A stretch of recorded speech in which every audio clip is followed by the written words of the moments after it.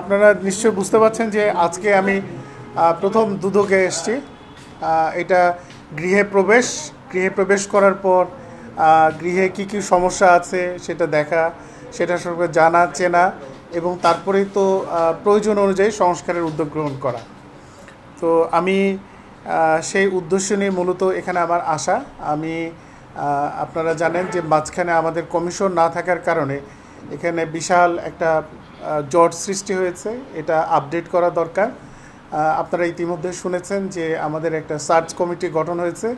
আমরা খুব আশাবাদী যে দ্রুততম সময়ের মধ্যে সার্চ কমিটির যে সুপারিশ, সেই সুপারিশের আলোকে আমাদের পূর্ণ কমিশন গঠন সম্পন্ন হবে এবং অচিরে এটি দায়িত্ব গ্রহণ করবে। কমিশন আসার পর একটু বড় চ্যালেঞ্জের মধ্যে পড়তে হবে যে আমাদের অনেক আপডেট করার বিষয় আছে।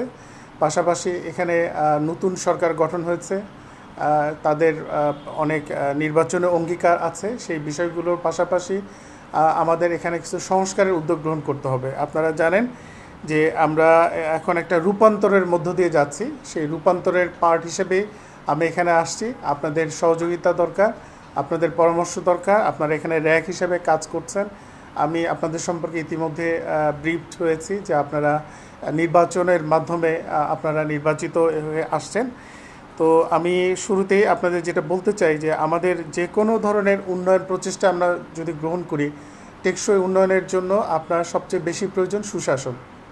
এবং সুশাসনের জন্য আমার যেটা দরকার সেটা হচ্ছে আমাদের দুর্নীতিকে প্রতিরোধ করা, এটাকে নির্বাসনে পাঠানো এবং দুর্নীতিমুক্ত বাংলাদেশ গড়ে তোলা, জনবান্ধব যাতে আমরা হতে পারি। এখানকার আমাদের এই দপ্তর সম্পর্কে নানা রকম রটনা রয়েছে, সত্য মিথ্যা সবসহ বিভিন্ন রকম দুর্নাম রয়েছে। তা আমরা চাই যে এই দুর্নামগুলো আমরা দূর করে দিয়ে এই প্রতিষ্ঠানটিকে কীভাবে আরও জনবান্ধব করা যায়, আরও মানুষের কাছে নিয়ে যাওয়া যায়, এটা মানুষের সেবাদানকে যাতে আমরা সহজ করতে পারি এবং আমাদের যে ইমেজ সংকট ছিল সেই সংকট আমরা যেন দূর করতে পারি, ইমেজ বিল্ড আপ করতে পারি।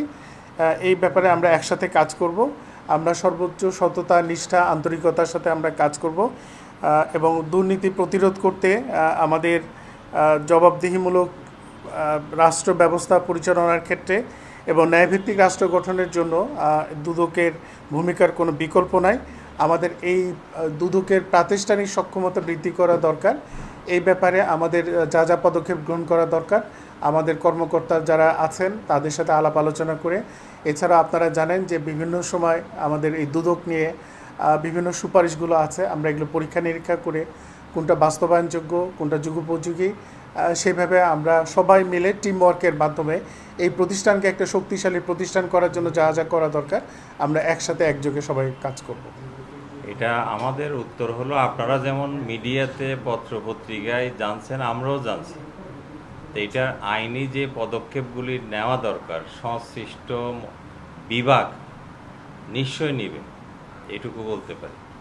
আমার মনে হয় না, কারণ আপনারা জানেন আমাদের যে কিছু আইনি পদক্ষেপ যখন ক্রস বর্ডার ইনকোয়ারি হয়, আমাদের এখানে সেন্ট্রাল অথরিটি হলো আপনার হোম মিনিস্ট্রি। হোম মিনিস্ট্রি পররাষ্ট্র মন্ত্রণালয়ের সাথে সংযোগ গঠিয়ে একসাথে আমরা এই কাজগুলি করি। আমরা MLAR পাঠাই, মিউচুয়াল লিগাল অ্যাসিস্ট্যান্ট রিকোয়েস্ট, যেটা লেটার, তো সেটার সেন্ট্রাল অথরিটি হলো হোম মিনিস্ট্রি। আমরা হোমে পাঠাই, হোম থেকে সেটা আপনার ফরেন মিনিস্ট্রি হয়ে সেটা সংশ্লিষ্ট দেশে যায়।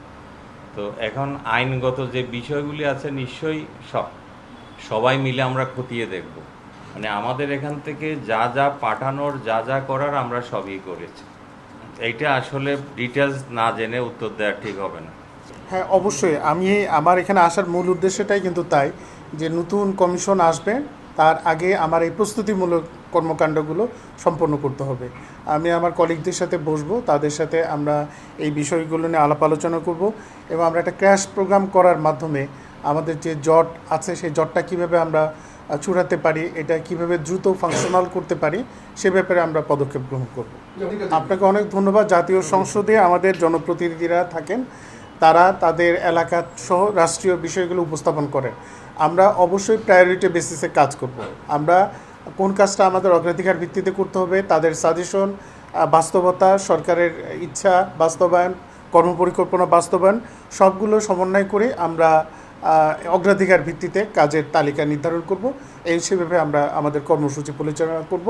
পাশাপাশি নতুন কমিশনকে আমরা সেইগুলো আগে উপস্থাপন করব এবং তাদের নেতৃত্বে তাদের দিক নির্দেশনা পরামর্শ অনুযায়ী আমরা সমন্বয় করে ইনশাল্লাহ কাজ করব।